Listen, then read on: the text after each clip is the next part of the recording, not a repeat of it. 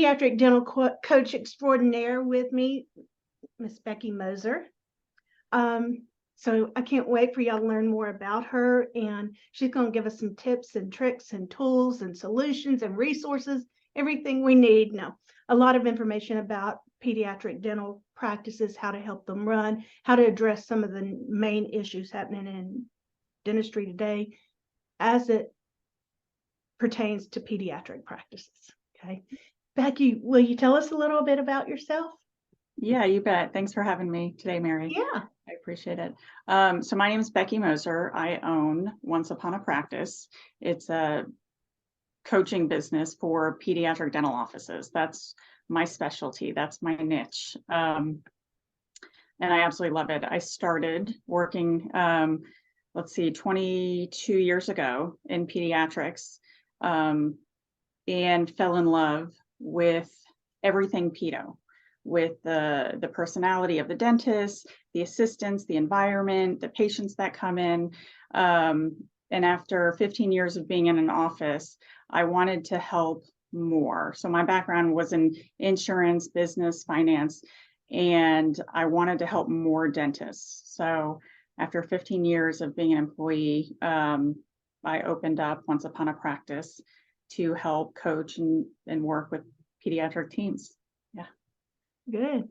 I do know some of the experience you've had doing that, and what a great job you've done with it as well, because I've spoken with some of your clients. So you touched on something in your introduction that I love, and I find it so interesting. And I think you and I have talked about it before, but we're not going to stay on this subject a long time, but the personality of pediatric dentists is just different than anyone else out there. Okay. Oh, by far. It's so much different than any other dentist. If they're specializing in pediatrics, they are something else. So tell me about that and what draws you to that.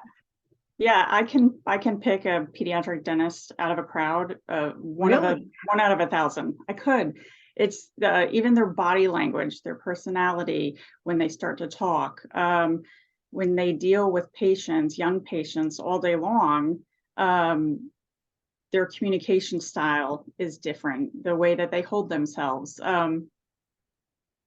Some break out into song, around the office. They're dancing around the office. The team members are fun. Everybody's on social media now, so they're putting posts out. It's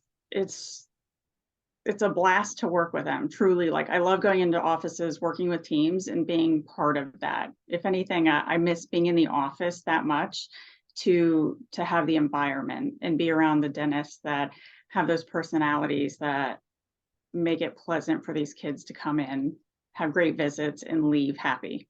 Yeah, infectious personalities.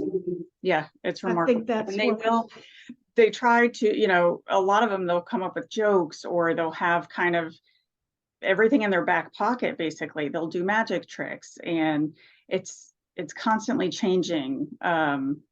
Yeah, it's a fun environment. There's music in the background, and there's videos going on, and you can hear kids laughing in the reception area. Yeah, because they're playing really cool games. Typically, it's some of the coolest patient waiting areas I've ever seen are in pediatric dental practices.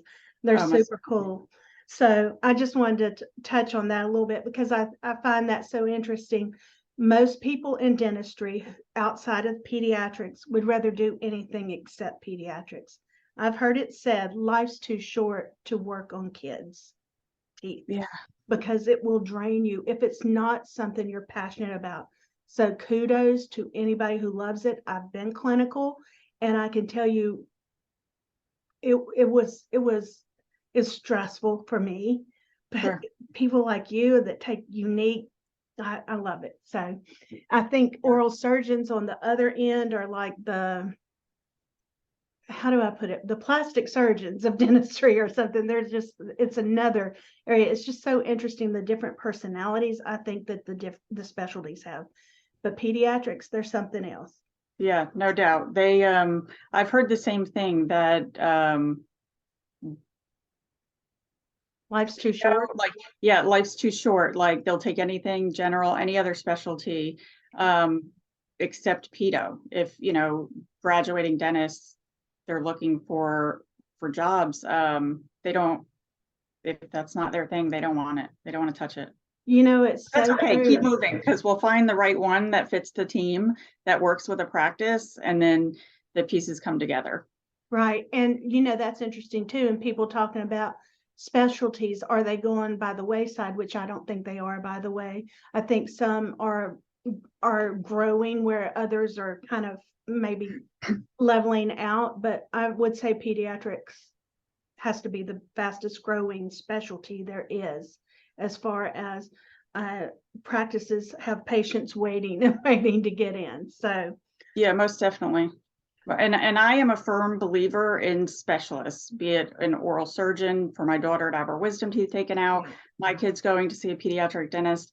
It's the experience, it's the years of experience, and they understand the behavior. It plays a big part in it. So specialty to me is very important. And you know, knowing this field, what I know in pedo, I would be doing it injustice if I didn't get out there and speak with as many pediatric dentists and team members as I could to help them and keep them alive and successful.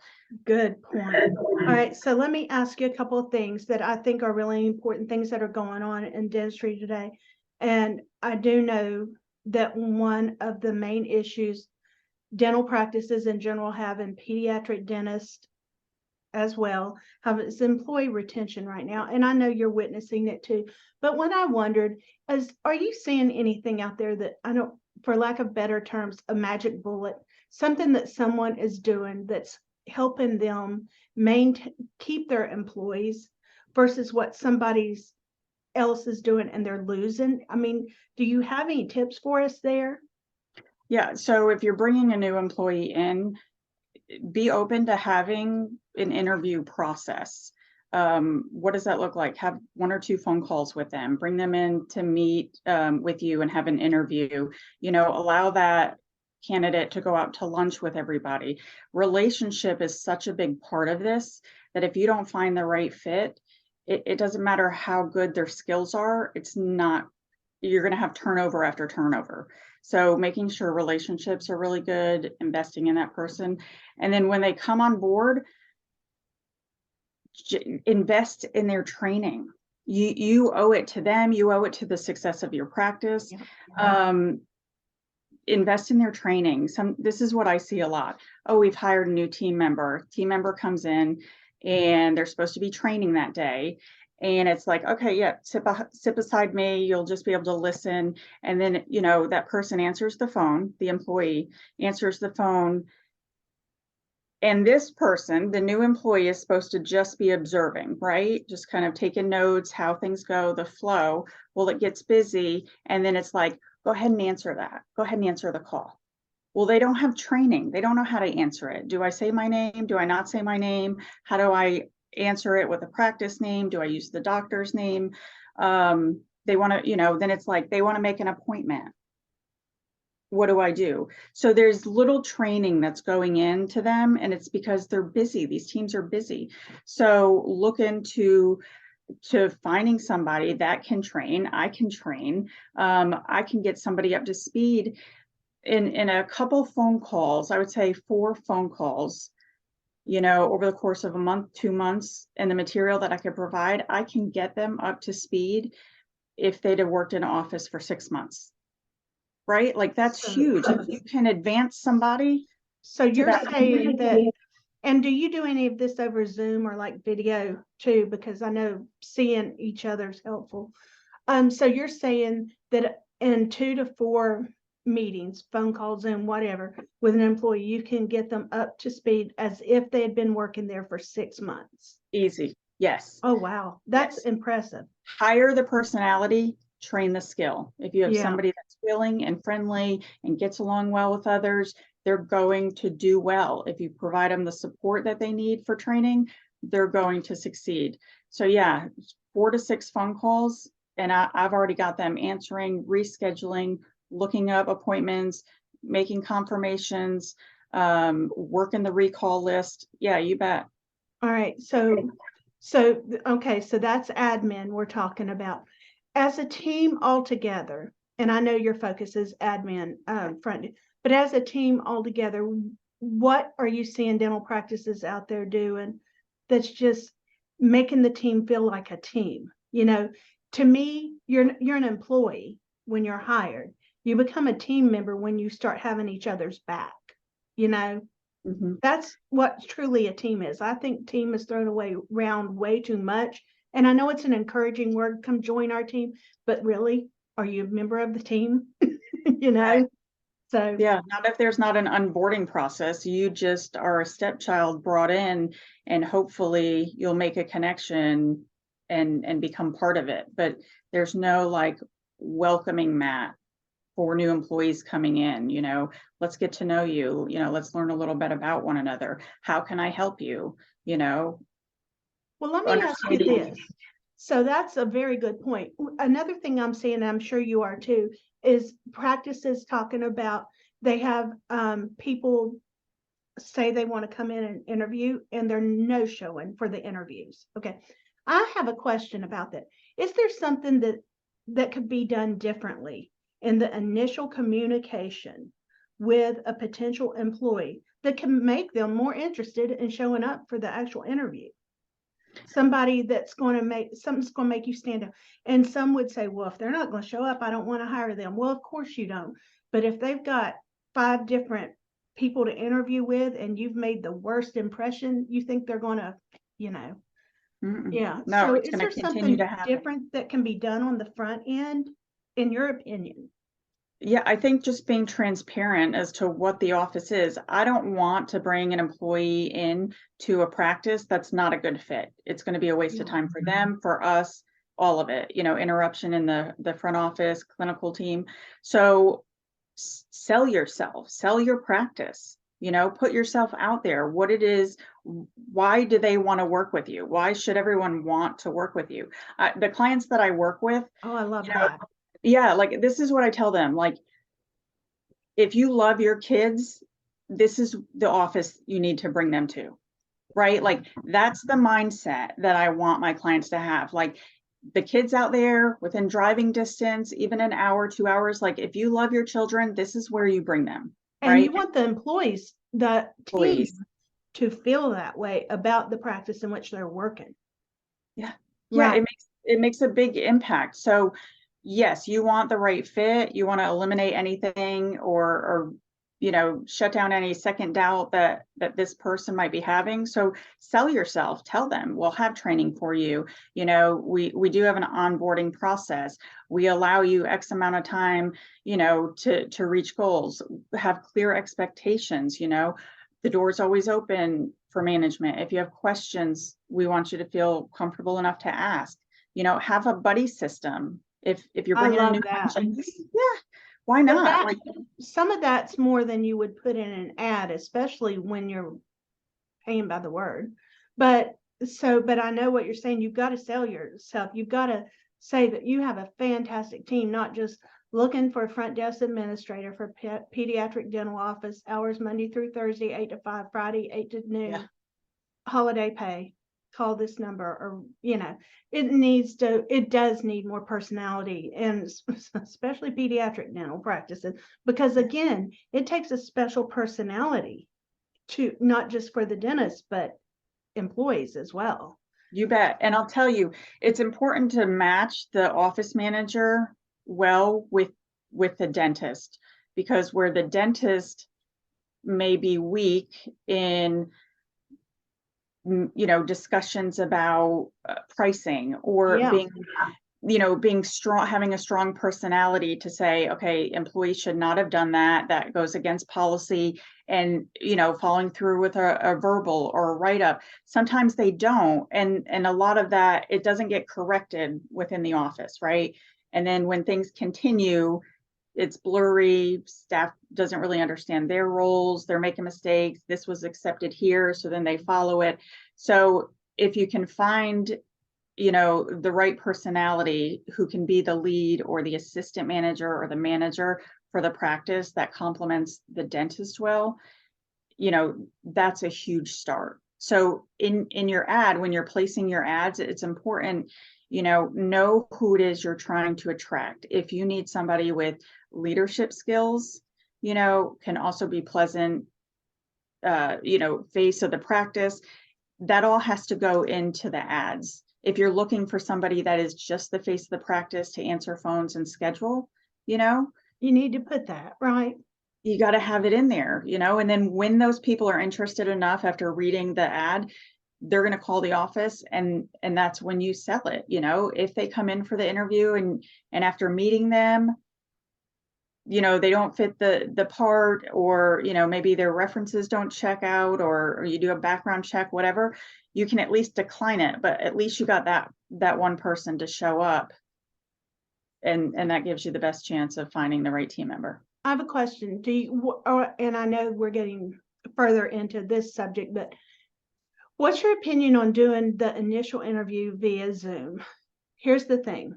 Some people have to go their lunch hour or whatever to go to interviews. And if you've not impressed them greatly, it's going to be hard, but they can go to their car, you know, and do an initial Zoom interview. And if you two click, they're going to want to follow up, you know, as you, and you get to know better too. You're not going to be staying after hours worrying about it, you know, are they going to show up or not? So what are your thoughts there? Yeah, I love it. Typically, if I'm hiring for an office, I'll do a phone call, 2-3 questions, and then I will send a schedule link, and then we book a Zoom. Like, I want to put my eyes on them. And I've had probably a dozen or more interviews where they're in their car, and they'll tell me that too. They're like, Oh, yeah. I'm working, I'm sorry, this isn't like the most professional setting. This is the only place that I have to do it. And I appreciate that they're not trying to hide anything, not that they would try to No. hide being in their car, but they're very open to say, like, you know, just bear with me. You know, I'm on my lunch break. This is, you know, I've got 25 minutes, like, Yeah. let's make this happen. So yeah, absolutely. I think it's important. And then when if that Zoom goes well, then that's when I want to involve the office manager and the dentist, you know, the owner, whoever's doing the hiring, in the office. Let them come in, show them around the office. You know, if the interview goes well, maybe meet some team members Yeah. afterwards, to get a comfortable feel. You know, again, I want it to be right for the person that's interviewing just as much as I want to fill the position for the office, but it has to be the right fit. As you know, I have a practice management consulting background too in my former life. Uh, not so far ago, but I did a lot of hiring as well. And I remember, if I really felt, and this was before Zoom really was as big as it is now, and also before the staffing issues that we're facing these days too. So we would have more potential hires show up. But I remember I had a list of questions. Every employee got the same, every potential employee for a position got the same question. But I remember I would walk them back through and introduce them, you know, to anybody I could as we were walking through. And that made a huge difference, because employees get a first initial impression too. And then of course they would come meet with the doctor and everything too. But yeah, I think that's good. I wanted to thank you for hanging with me on this subject, because I know that it's so important to employers right now. It is. And I'll tell you real quick before we end that, when you're short, there's a lot of things. When an office is running short on the admin side, for sure, a lot of things can fall to the wayside, and they're important things. Just because nobody's asking about them daily doesn't mean that they can be skipped, right? That's patient AR, following up on insurance claims, everything. I've got a list a mile long. Look into outsourcing, even if it's temporary. There are some really awesome companies out there that will take care of you in a short term. Yeah. And get you through that period of time. And I see that's so scary to a lot of dentists. I've made the same recommendation. They're like, well, who? And I'll give them 2 or 3 names of companies I know, and it's nerve-wracking. And if they're shorthanded, then somebody has to learn how to work with this company too. Yeah. And, that's takes up more time but it snowballs. But once they get going, it really does make a huge difference. And you've got somebody that's not going to be trying to answer the phone, juggling, answer the phone, check patients in, check patients out, and dealing with this. They're dealing specifically with your specific issues with your insurance, your accounts receivable, or whatever. So, Yes. and PPO and pediatric dentistry, I know that it's huge. You have any recommendations of how you see that handled better? Have you seen any PPO practices go out of network completely? Yes. Oh, Yes, I have, and I'm working with 2 currently that are slowly dropping what they have. Yeah, and so it could be done if you're an established practice, right? So a lot of times new practices, they get in, they want to stay in.